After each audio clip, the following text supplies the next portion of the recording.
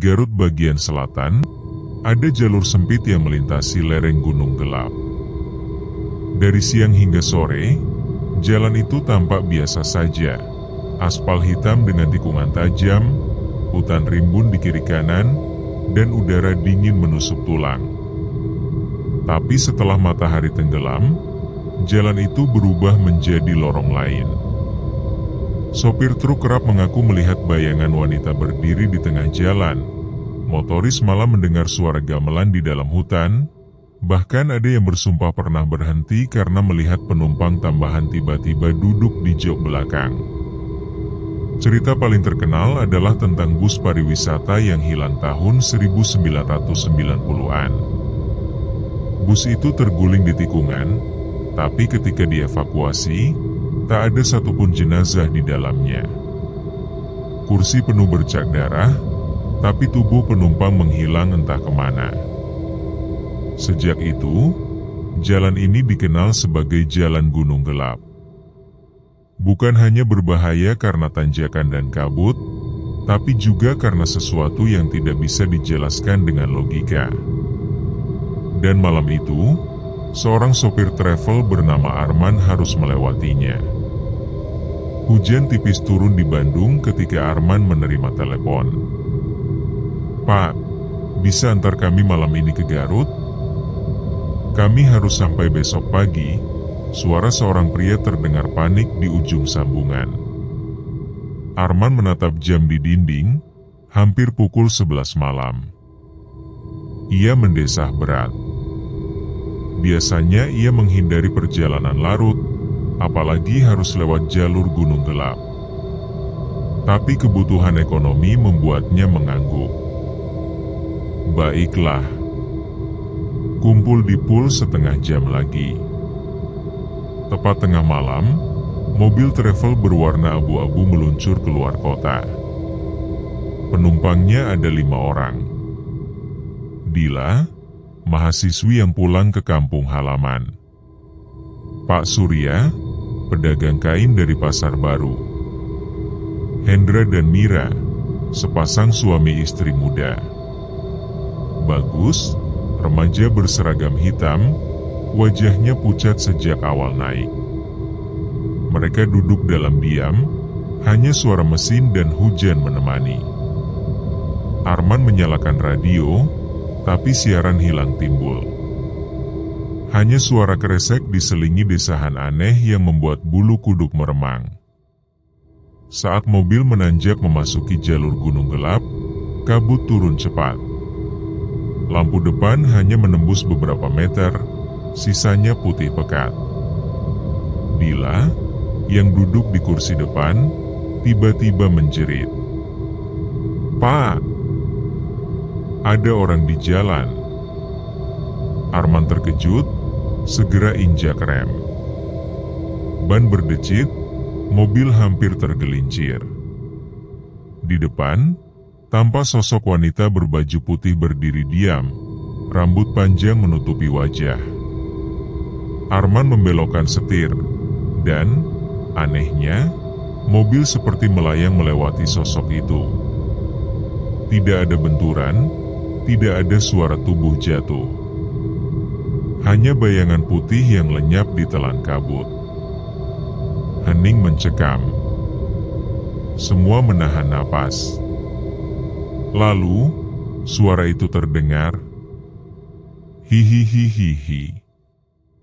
Tawa lirih, samar, tapi jelas berasal dari dalam hutan di sisi jalan. Pak Surya langsung merapal doa. Hendra menggenggam tangan Mirarat. Dila memejamkan mata sambil terisak. Arman menelan ludah, mencoba menguasai diri. Tenang. Mungkin hanya kabut. Tapi tangannya gemetar di setir. Ia tahu, ini baru awal dari malam panjang di Jalan Gunung Gelap. Kabut makin pekat ketika mobil travel melewati tikungan ketiga. Wiper bekerja keras, tapi embun tebal tetap menempel di kaca. Bau tanah basah dan getah pinus menusuk ke dalam kabin. Arman melirik indikator bensin.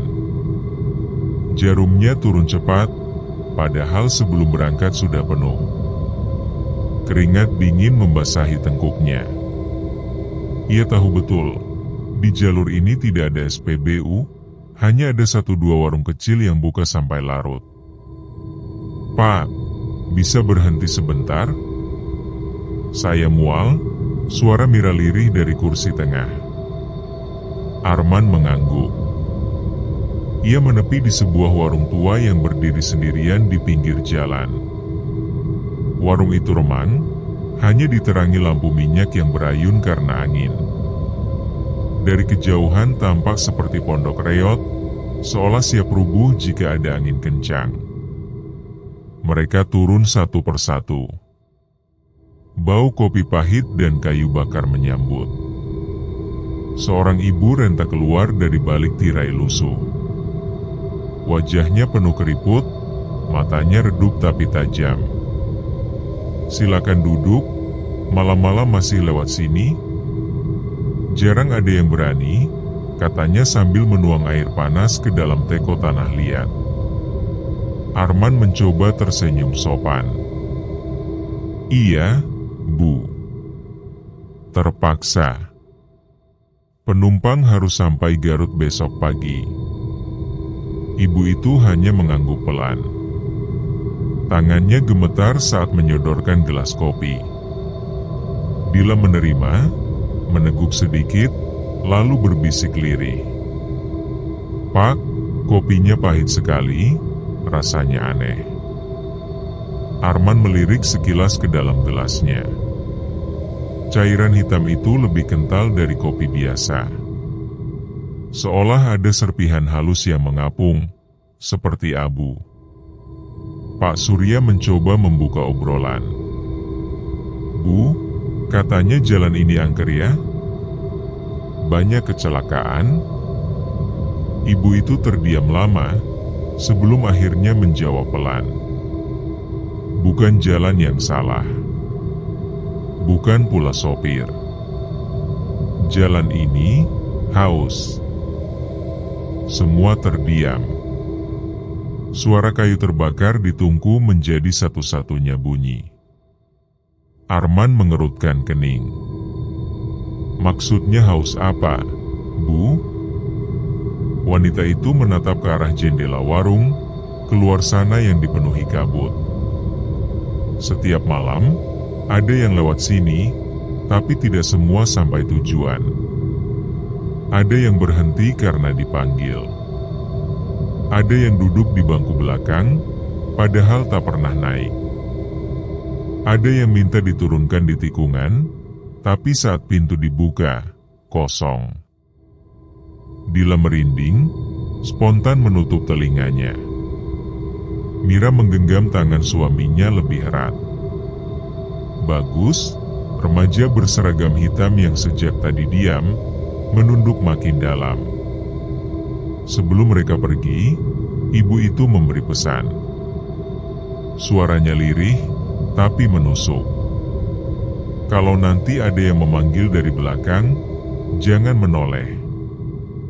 Ingat kata-kataku. Jangan menoleh." Arman tersentak. Pesan itu terasa seperti ancaman sekaligus doa. Ia menunduk hormat, lalu segera mengajak semua kembali ke mobil. Saat mesin dinyalakan, Arman melirik kaca spion. Ibu tua itu masih berdiri di depan warung, memandangi mereka. Senyum tipis terlihat di wajahnya, senyum yang tak bisa diartikan, antara iba atau mengantar ke dunia lain. Mobil perlahan meninggalkan warung. Lampu minyak yang menggantung semakin mengecil, hingga akhirnya hilang ditelan kabut. Di dalam kabin, tak seorang pun bicara. Tapi semua merasakan hal yang sama, seakan warung itu bukan tempat singgah, melainkan peringatan bahwa mereka baru saja masuk ke wilayah yang tidak lagi sepenuhnya milik manusia. Mobil travel kembali melaju pelan menembus kabut. Jalanan semakin sunyi, seakan waktu berhenti di tengah hutan gunung gelap. Hanya suara mesin yang bergetar lirih, sesekali diiringi derit suspensi saat melindas jalan rusak. Di dalam kabin, penumpang mencoba memejamkan mata, tapi suasana yang dibawa pesan ibu tua di warung tadi membuat semua sulit tenang. Bagus, remaja yang duduk di pojok belakang, tampak gelisah. Ia menggoyangkan kakinya tanpa henti, menunduk seakan menghindari sesuatu. Arman memegang setir erat-erat. Ada perasaan tak nyaman yang terus mengusiknya. Ia sering melirik kaca spion tengah. Awalnya ia hitung jumlah penumpang. Dila dan Mira di kursi tengah. Pak Surya dengan istrinya di kursi depan. Bagus di bangku belakang. 5 orang. Sama seperti tadi. Namun, saat matanya kembali menatap spion beberapa menit kemudian, ia tertegun. Ada siluet lain. Bangku paling belakang, yang seharusnya hanya diisi Bagus, tanpa ada sosok tambahan. Duduk diam, menunduk, rambut panjang terurai hingga menutupi wajah. Arman tercekik oleh napasnya sendiri. Tangannya hampir saja melepas setir. Tapi ia teringat pesan ibu tua, kalau ada yang memanggil dari belakang, jangan menoleh. Suasana makin tegang. Dila yang duduk di tengah merasa ada yang aneh. Ia berbisik ke Mira. "Mir, kamu dengar gak? Ada suara orang napas di belakang." Mira menelan ludah. Ia memang mendengar, napas berat dan dalam, seperti orang tidur tapi serak. Namun ketika ia melirik ke samping, hanya ada Bagus yang menunduk. Bagus tiba-tiba berbisik sendiri. "Jangan duduk di situ, jangan." Pak Surya yang sejak tadi berusaha tenang akhirnya menoleh ke belakang. "Kamu ngomong apa, Nak?" Bagus mengangkat kepalanya perlahan. Wajahnya pucat, matanya merah berair. Ia menunjuk ke samping. "Di sebelah saya, ada dia." Sekejap udara di dalam kabin membeku. Mira menjerit kecil, menutup wajahnya dengan kedua tangan. Dila memeluk tasnya erat. Pak Surya hanya bisa terdiam, menelan rasa takutnya sendiri. Arman tidak berani menoleh. Tapi dari kaca spion, ia melihat sesuatu yang membuat jantungnya hampir berhenti. Sosok itu perlahan mengangkat kepalanya.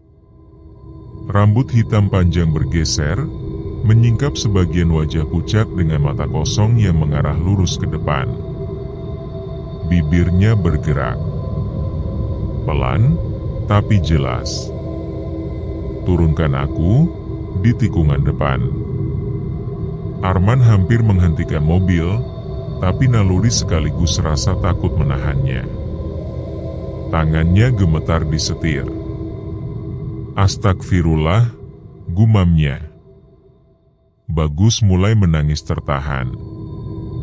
"Jangan turunkan, Pak, jangan.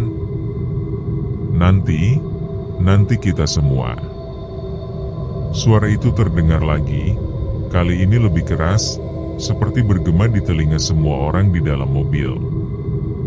"Turunkan aku," di tikungan depan.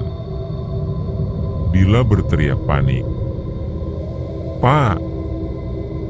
Cepat! Gas terus! Jangan berhenti!"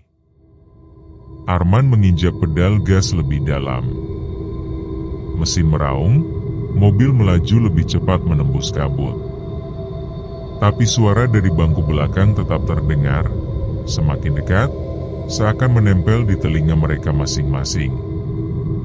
"Turunkan aku, sekarang." Seketika kabin mobil bergetar hebat, seperti dihantam angin dari segala arah. Lampu depan berkedip, wiper macet, dan kabut kian menebal. Semua orang menjerit, sementara Arman memaksa mobil tetap di jalur. Namun, dari kaca spion, sosok itu sudah tidak ada. Arman memejamkan mata sepersekian detik, berharap ini hanya ilusi.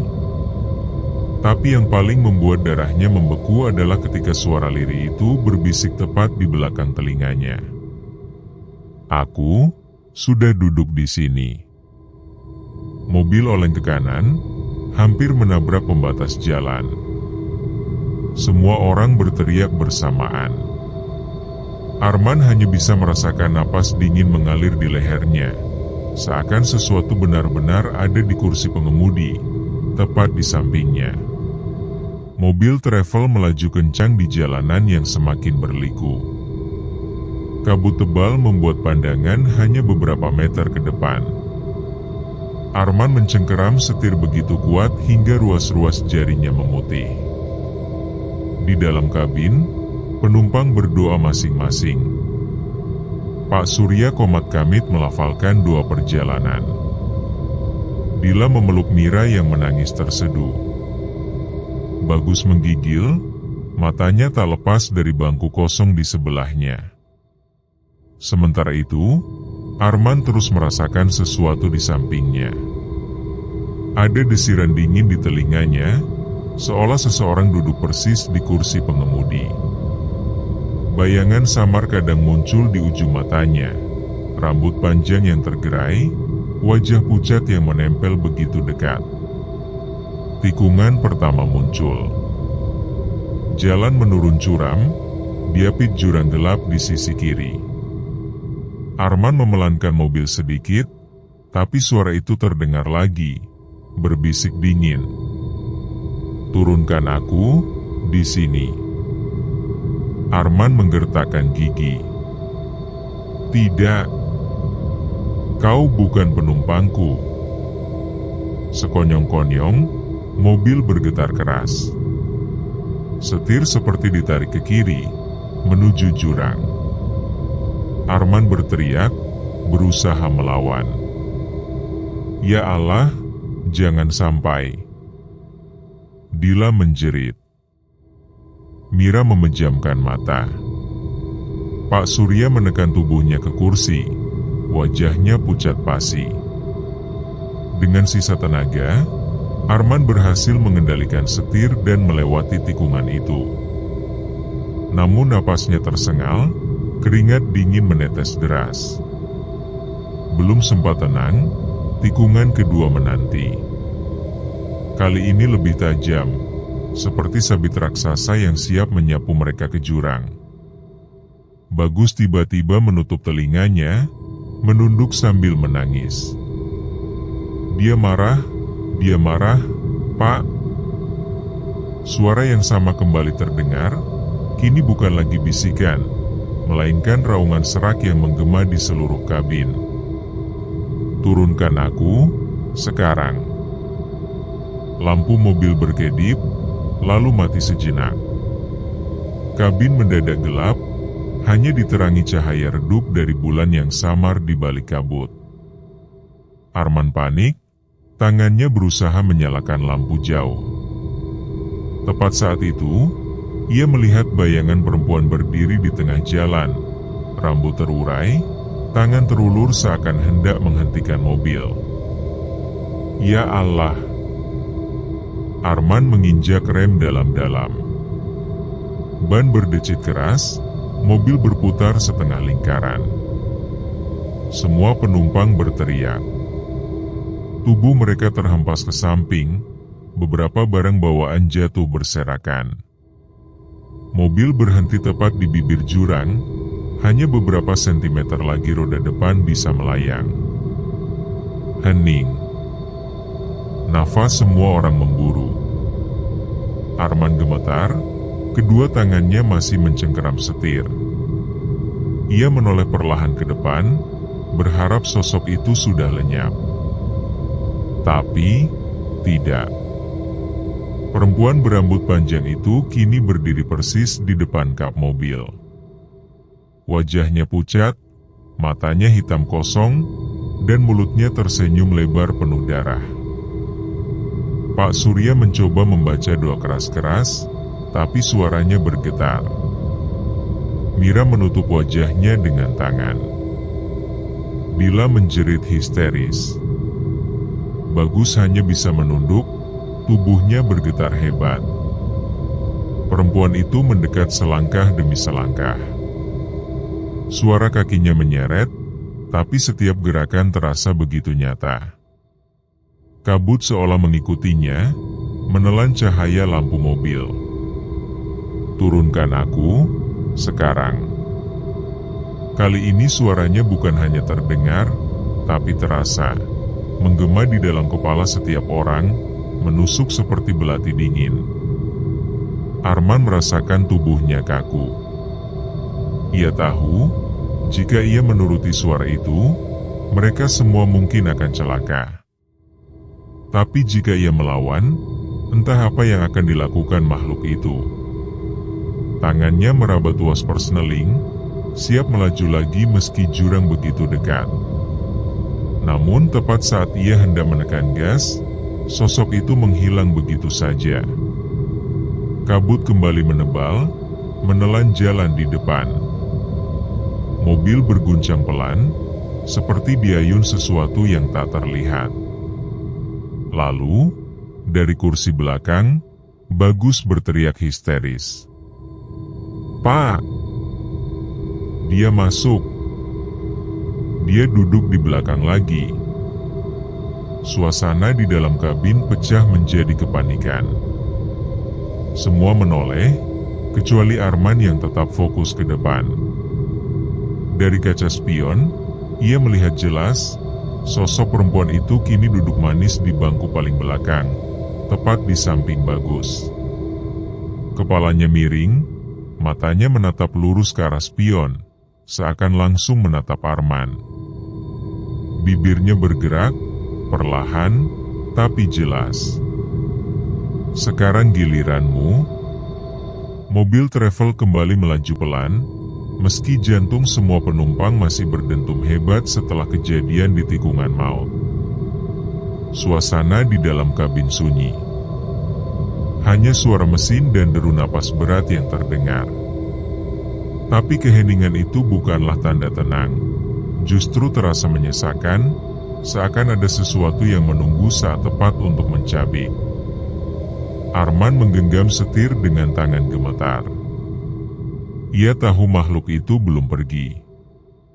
Dari kaca spion, sesekali ia menangkap bayangan samar, rambut panjang yang menjuntai, wajah pucat yang terus menatapnya tanpa berkedip. Mira tiba-tiba menggigil hebat. Ia merasakan pundaknya berat, seperti ada yang menempel. Saat ia menoleh, samar-samar terlihat jemari pucat mencengkeram bahunya. Ia menjerit histeris. "Pak! Tolong! Ada yang pegang aku." Dila yang duduk di sampingnya juga berteriak, mencoba menepis tangan itu. Tapi saat ia menyentuhnya, yang ia rasakan hanyalah udara dingin, dingin menusuk seperti es yang membakar kulit. Pak Surya segera meraih tasbihnya, membaca doa keras-keras. Suaranya parau, tapi getarannya menular ke seluruh kabin. "Allahu Akbar, lindungi kami ya Allah." Namun semakin keras ia membaca doa, semakin kencang pula suara jeritan yang muncul dari luar mobil. Jeritan itu panjang, melengking, dan penuh amarah. Seperti suara perempuan yang disiksa. Suara itu terdengar dari segala arah, menembus kaca, menembus telinga, hingga menusuk langsung ke dalam kepala. Mira menutup telinganya, menangis keras. Dila menjerit memanggil nama Tuhan berulang-ulang. Bagus berusaha merunduk di kursinya, berulang kali berkata, jangan dengar, nanti ikut." Arman merasakan telinganya berdenging. Matanya hampir tak bisa fokus ke jalan karena suara itu terlalu dekat. Bahkan ia merasa jeritan itu keluar dari kursi kosong di sampingnya. Kabut semakin pekat. Jalan di depan nyaris tak terlihat. Lampu depan hanya mampu menembus beberapa meter, dan di luar sana, bayangan hitam tampak bergerak cepat, berlari sejajar dengan mobil. Arman tertegun. Ada banyak sosok. Tubuh mereka berlari tanpa suara langkah, hanya bayangan samar di antara pepohonan. Rambut mereka terurai, wajah pucat, mulut terbuka lebar seakan menjerit bersamaan. Jeritan itu semakin keras, semakin memekakan. Pak Surya mencoba menenangkan semua orang. "Jangan lihat keluar. Jangan buka mata," teriaknya. Namun terlambat. Mira refleks melirik ke jendela. Di balik kaca, hanya beberapa sentimeter dari wajahnya, tampak wajah perempuan pucat dengan mata hitam pekat menempel, menjerit dengan mulut terbuka hingga robek ke telinga. Mira menjerit sekuat-kuatnya, tubuhnya kejang sesaat sebelum Dila menariknya menjauh dari kaca. Arman hampir kehilangan kendali. Mobil oleng ke kanan, roda depan menginjak kerikil tepi jurang. "Tahan, men! Jangan sampai jatuh," teriak Pak Surya sambil meraih dashboard. Dengan sekuat tenaga, Arman menarik setir kembali ke jalur. Mobil bergetar keras, tapi berhasil stabil lagi. Nafas semua orang memburu, bercampur tangisan dan doa. Namun jeritan itu belum berhenti. Justru kini terdengar dari dalam kabin. Dari bangku belakang, suara itu muncul, begitu dekat, menusuk telinga semua penumpang. "Ah!" Bagus menjerit panik. "Dia di sini. Dia di sampingku." Arman nekat melirik spion. Dan benar, sosok perempuan itu kini duduk tepat di sebelah Bagus. Rambutnya menutupi hampir seluruh wajah, tapi dari sela-selanya tampak senyum mengerikan yang terlalu lebar untuk ukuran manusia. Mata kosongnya beralih, menatap Arman melalui pantulan kaca spion. Kali ini ia tidak berbisik. Tidak meminta turun. Tidak lagi memohon. Ia hanya menatap, lalu tertawa kecil. Tawa itu lirih, tapi cukup membuat darah semua orang membeku. Tawa yang pelan, lalu semakin keras, bercampur dengan jeritan-jeritan dari luar. "Hihihihihi. Hihihihihihihi." Suasana di dalam mobil pecah. Tangisan, doa, dan teriakan bercampur menjadi satu. Mobil terus melaju menembus kabut, tapi entah kemana. Jalan seolah tak berujung. Dan Arman sadar satu hal, mereka tidak hanya melawan satu sosok. Ada banyak yang kini mengikuti mereka, menjerit dan tertawa di tengah kabut gunung gelap. Arman merasa perjalanan itu tak kunjung berakhir. Sejak keluar dari warung tadi, jalan yang mereka lalui seperti berputar-putar di tempat yang sama. Tikungan, turunan, tanjakan, lalu kembali ke tikungan lagi. Jam digital di dashboard menunjukkan pukul 1.47 dini hari. Namun entah mengapa, Arman merasa mereka sudah lebih dari 3 jam berada di jalan itu. "Pak, kok kayaknya kita muter-muter aja ya?" Suara Dila lirih, suaranya serak karena terlalu sering menjerit. Pak Surya menoleh, menelan ludah. Aku juga merasa begitu. Dari tadi, tikungan itu, tikungan yang sama. Mira memegangi kepalanya yang pening.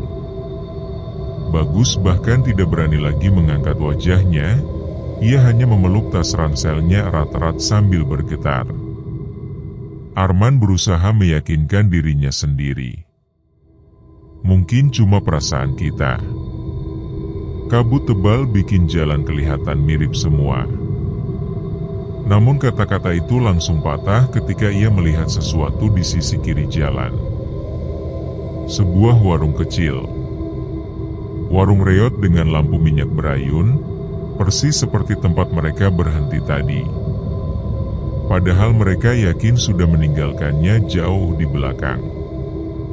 Dari balik tirai lusuh warung itu, tampak siluet seorang ibu renta, orang yang sama, menatap mereka.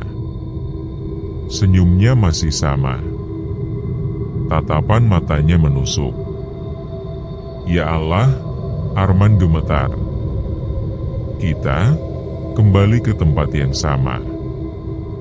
Semua terdiam, rasa takut menelan suara mereka. Hanya Bagus yang berbisik lirih, nyaris tak terdengar. Aku udah bilang, kita nggak bisa keluar dari sini. Malam ini, nggak akan pernah selesai. Mobil tetap melaju, tapi suasana di luar semakin tak masuk akal. Pohon-pohon pinus seakan bergerak, batangnya berpindah tempat. Jalan terasa semakin sempit, seperti dicekik dari segala arah. Kabut menebal, bahkan wiper tak mampu menepis embun di kaca. Arman mencoba menyalakan radio untuk mengusir hening, tapi yang terdengar hanyalah suara dengung aneh. Lalu, di sela-sela statis itu, muncul bisikan. Jangan lawan, ikut saja, ikut saja. Dila langsung mematikan radio dengan panik. Pak! Jangan nyalain itu lagi. Tiba-tiba, jeritan panjang kembali terdengar, kali ini lebih dekat, seakan tepat di atas mobil. Atap mobil bergetar keras, dentuman keras terdengar seperti sesuatu yang melompat di atas. Penumpang menjerit, sebagian merunduk, takut sesuatu menembus kabin. Arman berteriak sambil terus menginjak gas. Pegangan semua. Jangan lihat keluar. Namun dari kaca samping, Mira tak sengaja menoleh. Dan ia melihat puluhan sosok perempuan berambut panjang berlari di sisi jalan, sejajar dengan mobil, mulut mereka menganga menjerit tanpa suara. Mira pingsan seketika. Dila berusaha menahannya agar tidak terjatuh dari kursi. Pak Surya memeluk istrinya erat-erat, matanya merah karena ketakutan. Sementara itu, Bagus mulai tertawa lirih. Tawa yang aneh, bukan tawa lega, melainkan tawa putus asa. Hahaha, hahaha, gak ada jalan keluar, gak ada pagi di sini. Arman menoleh sekilas lewat spion, wajahnya membeku. Bagus masih tertunduk, tapi di sampingnya kini ada sosok lain yang menirukan tawanya. Hahaha, hahaha. Rambut panjang menutupi wajah sosok itu, tapi senyum lebarnya jelas terlihat. Arman hampir kehilangan kewarasan.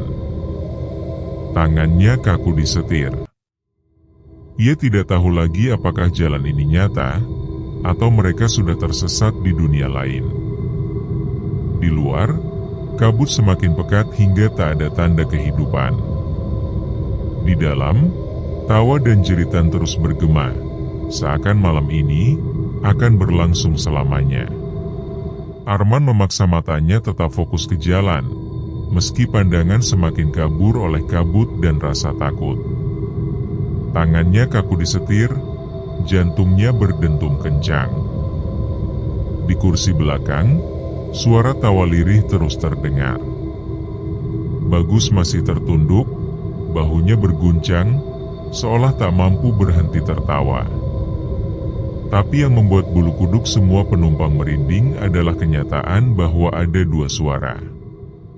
Tawa Bagus dan tawa lain, lebih serak, lebih dingin, datang dari kursi kosong di sampingnya. Hihihihihihihihi. Pak Surya akhirnya tak tahan. Ia menoleh, berusaha memastikan. Astagfirullah. Kursi yang sebelumnya kosong kini terisi. Seorang perempuan duduk tegak di sana. Rambut hitamnya panjang kusut, menutupi wajah. Tangannya pucat, jemarinya kurus kaku, mencengkeram lutut. Tubuhnya berguncang pelan mengikuti tawa Bagus. Dila menjerit ketakutan. Ia mengguncang bahu Arman. Pak, kita nggak bisa terus kayak gini. Lihat itu. Lihat kursi belakang. Arman menggertakkan gigi. Jangan suruh aku lihat. Aku harus nyetir. Tapi dari spion tengah, ia sudah melihat cukup. Sosok itu benar-benar ada. Duduk manis, seolah bagian dari rombongan mereka.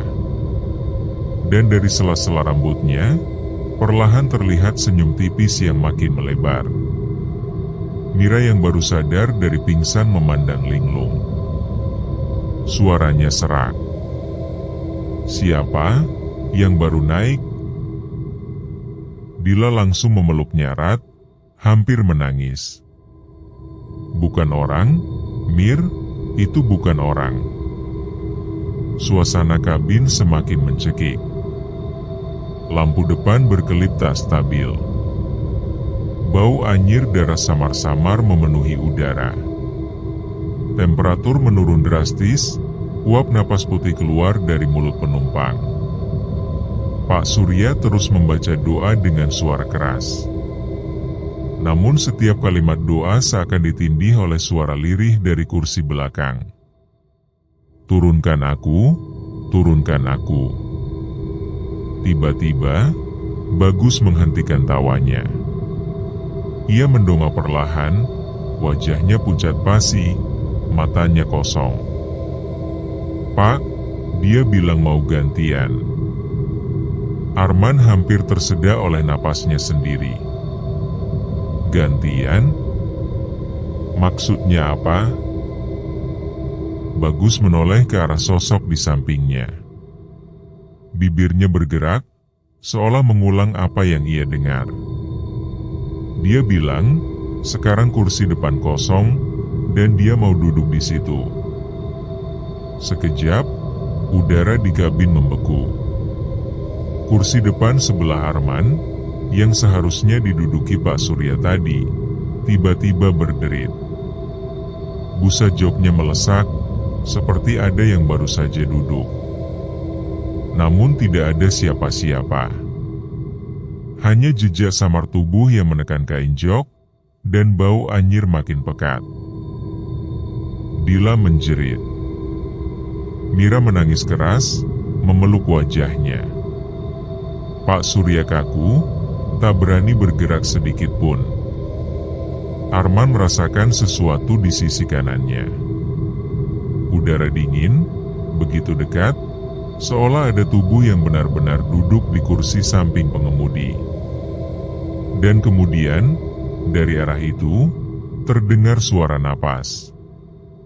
Berat. Serak. Tepat di telinganya. Hahaha, sekarang giliranku. Arman hampir kehilangan akal sehat.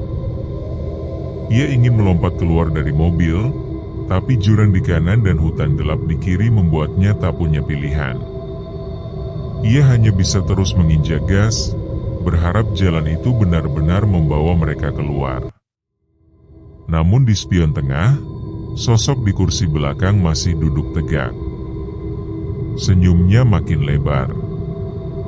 Seakan-akan, ia kini bukan hanya penumpang misterius, tapi bagian dari mereka. Malam itu terasa semakin panjang, dan kursi-kursi kosong, satu persatu, mulai terisi. Ban mobil terus berputar, menghantam aspal basah yang tak kunjung habis. Arman merasa sudah menempuh jarak puluhan kilometer, tapi pemandangan di luar jendela tak berubah. Hutan pinus pekat, kabut putih, jalan berliku, dan jurang gelap di sisi kiri. Jarum jam di dashboard kini menunjukkan pukul 2.13. Namun waktu terasa aneh, terlalu lambat, terlalu membeku. "Pak, dari tadi kita di sini-sini saja," kata Pak Surya dengan suara parau. Matanya merah, wajahnya lelah sekaligus ngeri. Tadi sudah ada tikungan berbatu itu, dan sekarang muncul lagi. Arman melirik ke depan. Benar. Tikungan berbatu dengan pohon tumbang di sisinya, yang seharusnya sudah mereka lewati 2 kali, muncul lagi untuk ketiga kalinya. Ya Allah, gumamnya, hampir putus asa. Mira mulai menggigil lagi. "Kita nggak bakal keluar, ya? Kita terjebak di sini, ya?" Air matanya bercucuran, suaranya pecah. Dila mencoba menenangkannya meski dirinya sendiri ketakutan. "Tenang, Mir, pasti ada jalan keluar." Namun kalimat itu langsung runtuh ketika Bagus, yang masih duduk di belakang, kembali bicara dengan suara kosong. "Jalan ini gak punya ujung. Siapapun yang masuk, akan terus berputar di sini. Sampai ada yang diganti." Semua menoleh padanya. Bagus tidak lagi terlihat seperti remaja biasa. Matanya cekung, kulit wajahnya pucat kebiruan, dan senyumnya aneh, seolah ia tahu sesuatu yang tidak diketahui orang lain. Arman mencoba melawan rasa takut dengan logika. "Tidak. Jalan ini nyata. Aku sudah sering lewat sini, gak pernah seperti ini." Namun saat ia menekan pedal gas lebih dalam, keanehan semakin nyata. Mobil melaju kencang, tapi jarak pandang tidak pernah berubah. Pohon-pohon di tepi jalan tetap sama. Warna kabut tetap sama. Bahkan bentuk tikungan terasa persis. Seakan mereka semua sedang berada di lingkaran tanpa ujung. Pak Surya menunduk, memegangi kepalanya. "Ini bukan jalan manusia. Kita sudah masuk ke wilayah mereka." Dila menoleh cepat. "Mereka? Siapa mereka?" Pak Surya menatap lurus ke depan, matanya kosong. Arwah yang tidak pernah selesai perjalanannya. Penumpang-penumpang yang mati di jalan ini. Mereka terus mencari kursi kosong. Ucapan itu membuat bulu kuduk semua orang meremang. Mira menjerit kecil, memeluk Dila lebih erat. Lalu, tiba-tiba terdengar bunyi krek dari atap mobil.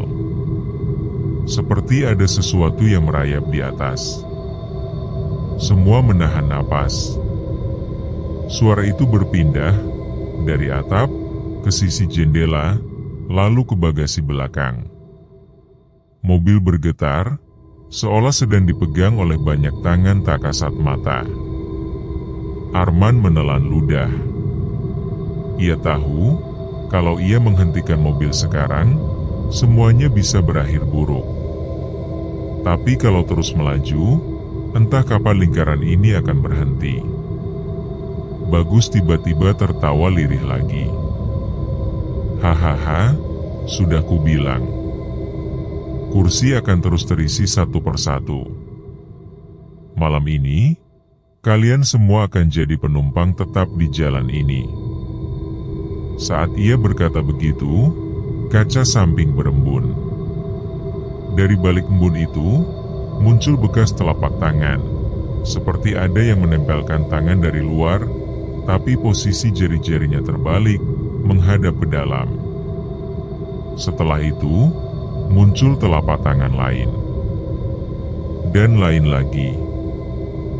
Puluhan. Menempel di kaca, seakan mencoba masuk ke kabin. Mira menjerit sekeras-kerasnya. Dila menutup mata, berdoa terbata-bata. Pak Surya bahkan jatuh terduduk, tak mampu lagi berkata-kata. Arman menggenggam setir, air matanya jatuh. Ya Allah, jangan biarkan kami mati di sini. Namun, dari kursi belakang, terdengar suara lirih, datar, dingin. Suara perempuan berambut panjang itu. Tidak ada pagi di sini. Kabin seolah membeku. Hanya suara mesin, napas tersengal, dan bisikan itu yang tersisa. Dan saat Arman menoleh sekilas ke spion tengah, ia melihat sesuatu yang membuat darahnya berhenti mengalir. Semua kursi kini sudah terisi penuh. Tidak hanya 5 penumpang yang ia kenal, tapi juga puluhan wajah pucat, duduk berjejer, mata kosong menatap lurus ke depan. Mobil itu kini terasa seperti kereta maut. Arman menggenggam setir sekuat tenaga, meski tangannya sudah gemetar. Dari spion tengah, ia melihat hal yang tak bisa dijelaskan dengan logika. Semua kursi di dalam mobil kini terisi penuh. Namun para penumpang itu bukan manusia. Wajah mereka rata, pucat, tanpa mata, tanpa hidung, tanpa mulut. Hanya permukaan kulit licin seperti lilin yang meleleh. Tubuh mereka diam, tetapi kepala mereka serentak menoleh ke arah Arman. Meski tanpa mata, tatapan itu terasa menusuk jantung. Dila memeluk Mira erat-erat. Astagfirullah, apa-apaan itu? Suaranya pecah, hampir tak terdengar. Mira menutup wajah dengan kedua tangan, tubuhnya gemetar hebat. Aku nggak kuat, Dil. Pak Surya mencoba membaca doa dengan suara keras, tapi setiap kata tercekat di tenggorokannya. Seolah udara di dalam kabin ditarik keluar oleh kehadiran mereka. Sementara itu, Bagus tersenyum lebar, matanya memerah. Ia menunjuk ke deretan penumpang tanpa wajah. Lihat, mereka sudah duduk bersama kita. Kau tahu kenapa wajah mereka begitu? Tak ada yang menjawab. Bagus berbisik pelan, lirih, dingin. Karena mereka sudah lupa siapa diri mereka. Sudah terlalu lama di jalan ini, sampai nama, wajah, dan ingatan mereka terhapus. Mobil terus melaju. Namun anehnya, kabin terasa semakin sempit, semakin padat. Bahu Dila bahkan bersentuhan dengan sesuatu yang dingin di sebelahnya, padahal kursi itu seharusnya kosong. Ia tak berani menoleh, tapi bisa merasakan desisan napas dingin yang keluar dari sana. Arman sendiri hampir tak bisa bernapas. Kepalanya berdenyut keras. Pandangan mulai kabur, seolah ia sedang dihipnotis oleh jalan yang tak kunjung berubah. Lalu, dari kursi sampingnya, yang tadi sudah terisi, terdengar suara berbisik, tepat di telinga kanan. Kau lelah, kan? Serahkan saja setirnya pada kami. Arman menjerit, memukul setir keras-keras. Diam. Mobil oleng sedikit ke kiri, hampir menabrak pohon di tepi jurang, tapi ia berhasil mengendalikan arah lagi. Dila menjerit histeris, Mira menangis sejadi-jadinya. Pak Surya berusaha menyadarkan mereka. Arman, fokus. Jangan dengarkan bisikan mereka. Kalau kau lepas setir, kita semua tamat. Namun suara-suara itu semakin banyak. Datang dari setiap kursi, setiap sisi kabin. Berikan kursimu, tinggalkan tubuhmu. Jangan melawan, kau milik jalan ini. Puluhan bisikan bertumpuk, membuat kepala mereka hampir pecah. Lalu, satu persatu penumpang tanpa wajah itu mulai bergerak. Tubuh mereka kaku, tapi kepala mereka bergetar cepat ke kiri dan kanan, mengeluarkan bunyi retakan tulang. Bila akhirnya tak tahan, ia menoleh. Dan ia menjerit sekeras-kerasnya. Ya Allah! Mereka lagi senyum. Benar. Dari permukaan wajah yang rata, perlahan muncul guratan aneh, seperti goresan pisau di lilin cair. Guratan itu membentuk mulut. Mulut yang terlalu lebar, penuh gigi hitam, tersenyum bengkok. Arman merasa dunia di sekitarnya runtuh. Tidak, ini tidak nyata, ini tidak nyata. Namun tiba-tiba, salah satu penumpang tanpa wajah mencondongkan tubuhnya ke depan. Tangan pucatnya yang dingin menyentuh bahu Arman dari belakang. Seketika, seluruh tubuhnya terasa beku. Dari spion, ia melihat sosok itu membuka mulutnya lebar-lebar, lalu mengeluarkan suara serak. Sekarang, giliranku menyetir. Semua menjerit panik. Mobil berguncang keras, lampu depan berkelip, kabut semakin menebal. Dan saat itu juga, Arman merasa tangannya disetir bukan lagi miliknya sendiri. Jari-jari asing, dingin, mulai menumpang di atas tangannya, memaksa arah kemudi berbelok ke jalan yang lebih gelap. Mobil itu seperti ditelan kabut.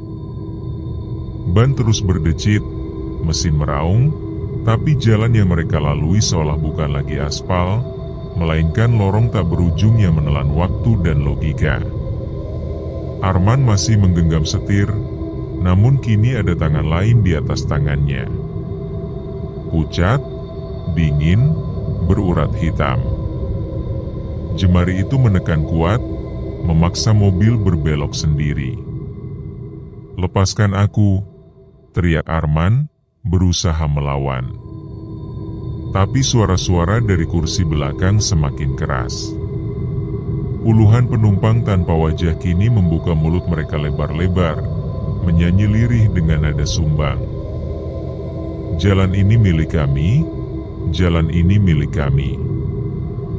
Dila menjerit, mengguncang bahu Arman. Pak! Lawan mereka.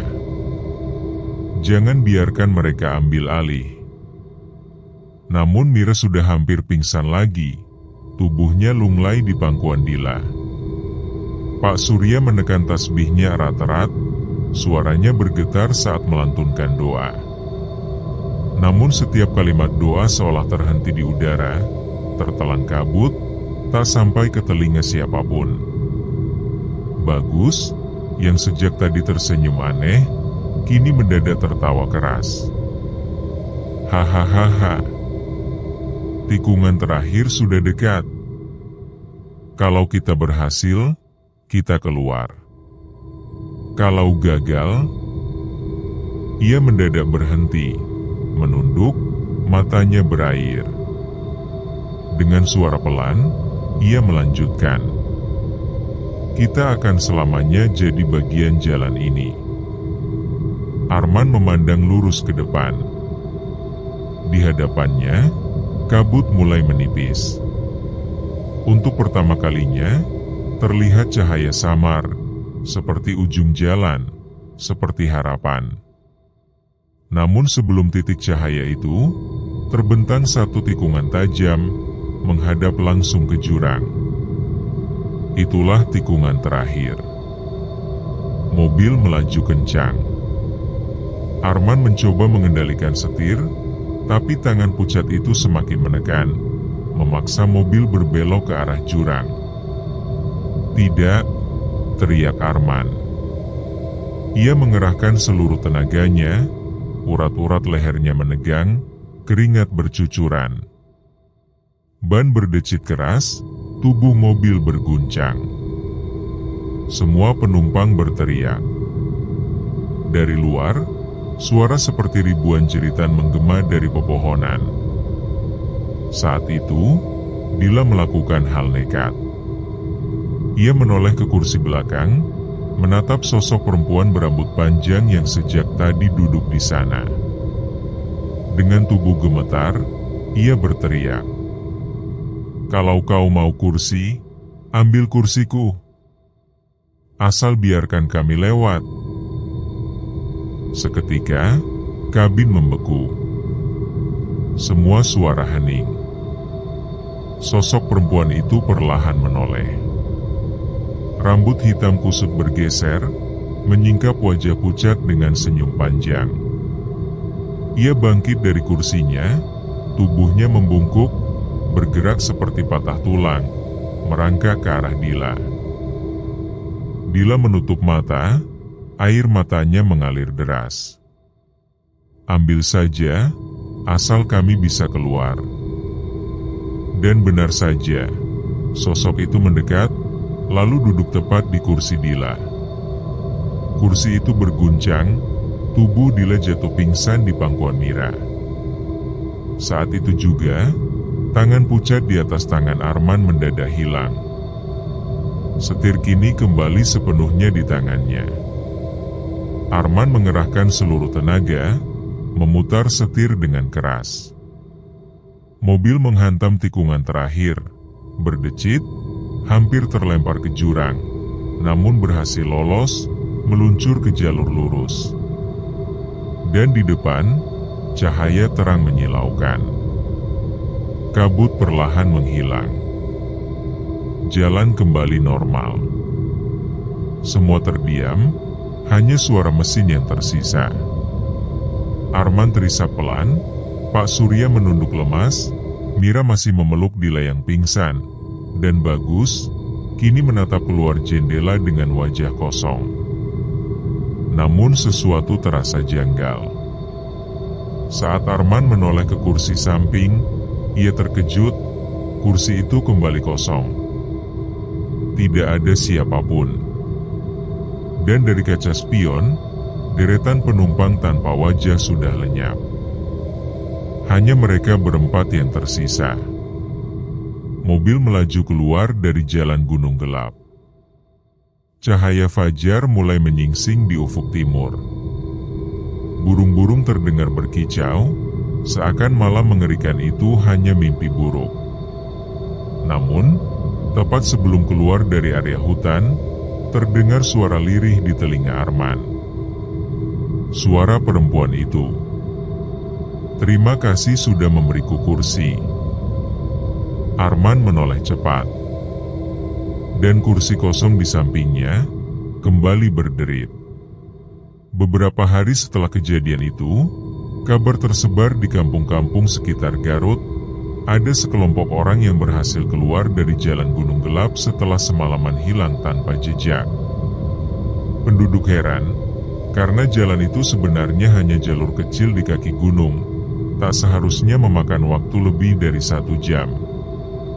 Namun bagi Arman, Pak Surya, Dila, Mira, dan Bagus, malam itu terasa seperti neraka yang tak berujung. Mereka jarang bicara tentang apa yang sebenarnya terjadi. Dila masih trauma berat, menolak naik kendaraan malam hari. Mira tak bisa tidur tanpa lampu menyala. Pak Surya berhenti menjadi supir cadangan, memilih pensiun dini. Bagus, seringkali tiba-tiba tertawa sendiri, lalu menangis tanpa sebab. Sedangkan Arman, setiap kali ia menyetir malam hari, ia selalu menoleh ke kursi sampingnya. Kursi itu tampak kosong. Tapi entah mengapa, ia selalu mencium bau anyir samar, dan terkadang mendengar derit halus seolah ada seseorang yang ikut duduk di sana. Beberapa bulan kemudian, terjadi kecelakaan di jalur yang sama. Sebuah mobil keluarga ditemukan terjun ke jurang. Semua penumpangnya tewas. Saat evakuasi, petugas melaporkan sesuatu yang aneh. Di dalam mobil itu, kursi bagian depan kanan, tempat duduk penumpang samping supir, menunjukkan bekas lekukan tubuh, padahal korban yang ditemukan hanya sesuai jumlah kursi lainnya. Ada satu kursi kosong yang jelas-jelas sudah terisi. Orang-orang setempat kembali berbisik. Siapapun yang melewati jalan gunung gelap di malam hari, jangan pernah biarkan ada kursi kosong di dalam mobil. Karena kursi itu, sudah ada yang menunggu untuk mendudukinya.